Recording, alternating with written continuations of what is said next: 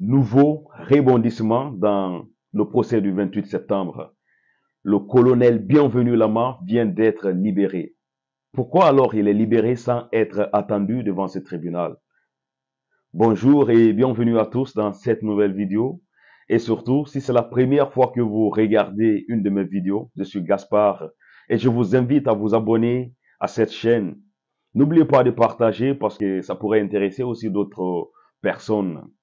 Je disais ici que c'est un nouveau rebondissement dans le dossier du 28 septembre parce que le colonel Bienvenu Lama vient d'être libéré. Pourquoi il est libéré alors sans être attendu devant ce tribunal?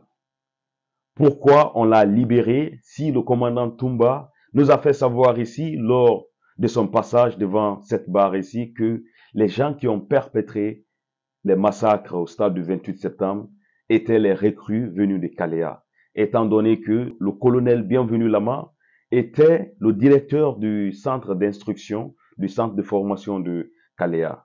Pourquoi alors on l'a libéré si les éléments sous son ordre étaient venus alors au stade du 28 septembre pour perpétrer ces massacres? C'est beaucoup de questions que je me pose réellement, que je n'ai pas de réponse. La réponse, c'est seulement si les auditions vont reprendre aussi devant ce tribunal. Peut-être qu'ils vont toucher ce point pour nous éclaircir pourquoi est-ce que le colonel Bienvenu a été libéré. Sinon, à entendre alors le commandant Toumba ici, lors de son passage devant ce tribunal ici, il nous a fait savoir clairement que c'était les nouveaux recrues de Kalea, les hommes que Dadis entretenait, qui sont venus faire alors tuer des Guinéens au stade du 28 septembre. Et sur cette même optique, il nous a fait savoir aussi que Dadis était quelqu'un d'ethno parce que il a dit dans ses explications que ces camps de Kalea étaient un recrutement spécifique, qu'il fallait parler alors guerzé pour être admis au centre de formation de Kalea.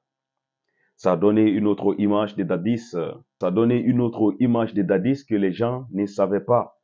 Étant donné que nous, les Guinéens, beaucoup d'entre nous qui veulent réellement que la vérité jaillisse dans ce procès du 28 septembre, savent réellement que les gens qui étaient à Kalea n'étaient pas que seulement des forestiers. Il faut aussi noter que ceux qui ont suivi leur formation à Kalea, il y a plein d'entre eux qui sont actuellement dans l'armée, qui sont même voilà en train de travailler à la présidence dans beaucoup de postes qui ne sont pas forestiers, et que le commandant Toumba nous a fait savoir ici que c'était un recrutement spécifique, qu'il fallait parler alors le patois guerrier comme il le dit, qu'il fallait parler le patois pour être admis dans ce camp. Les questions que je me pose et ça va toujours rester posées tant que voilà le tribunal nous éclaircit pas. Pourquoi le colonel Bienvenu a été libéré? Si on l'a libéré, c'est parce que réellement, après interrogation, après fouille, on s'est rendu compte que réellement, le colonel Bienvenu n'a rien à voir dans ça. Et s'il n'a rien à voir dans ça, on doit se poser la question, alors, c'est pas les gens qui sont venus de Kalea pour commettre ces massacres au stade du 28 septembre. Et si c'était le cas, je pense que le colonel Bienvenu n'allait pas être libéré. Une autre question que je me pose aussi, c'est que le commandant Toumba, il a fait beaucoup de déclarations devant cette barre ici. Il nous a fait savoir que, voilà, tout ce qu'il dit, c'est la réalité et qu'on devait le croire et que ce qu'il est en train d'avancer ici devant cette barre ici, il n'a pas les preuves. Raison pour laquelle, dans une vidéo que j'avais faite auparavant, le titre, c'est Dadis s'en sort plutôt bien dans ce procès. Je le dis, c'est parce que tout ce que Dadis est en train d'avancer devant cette barre ici, il a au moins les preuves. Il est en train de dire que j'ai les preuves, qu'au moment venu, il va nous les montrer et que nous sommes devant un tribunal pénal ici. Les allégations, les dires doivent juste rester comme les dires. Maintenant, pour réellement donner de la force à ce que les accusés sont en train de dire devant cette barre ici, ils doivent au minimum présenter quelque chose qui pourra soutenir alors leur thèse. Les questions que je me pose et qui réellement sont en train de tourner dans ma tête, c'est de savoir si on doit toujours continuer à croire au commandant Toumba dans tout ce qu'il est en train de dire ici devant cette barre sans preuve. On doit continuer alors à se fier sur sa sincérité si on veut réellement connaître la vérité. J'ai l'impression d'une part que réellement le commandant Toumba a décidé d'enfoncer tous les proches de Dadis dans cette histoire du 28 septembre parce que il se rappelle clairement de tout ce qui était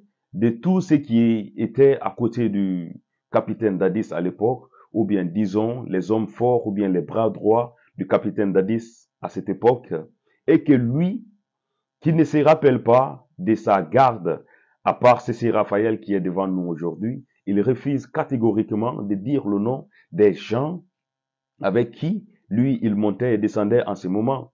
Et que d'une part aussi, on est en train de voir ici que voilà, le général Konaté, il fait tout pour protéger le général Konaté.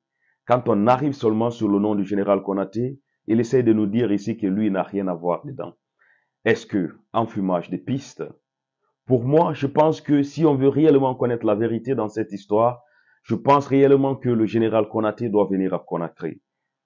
Tant que le général Konaté n'a pas dit la version des faits, sa version des faits et ce qu'il sait dans cette histoire, devant cette barre ici, pour moi, je pense que voilà, tout ce procès-là, on va durer ici très longtemps sans réellement connaître la vérité. Parce que, après tout, le crime a profité à un groupe de personnes. Et ces groupes de personnes, on n'a pas besoin de les citer. On les connaît tous.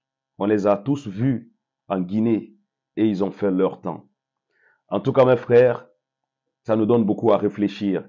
Bientôt le 9 et on va encore rentrer en profondeur.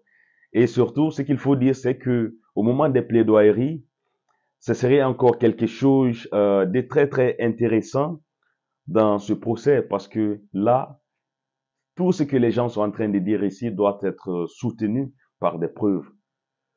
En tout cas, mes frères, merci de regarder cette vidéo et voilà, à très bientôt pour la reprise de ce procès. Merci à tous.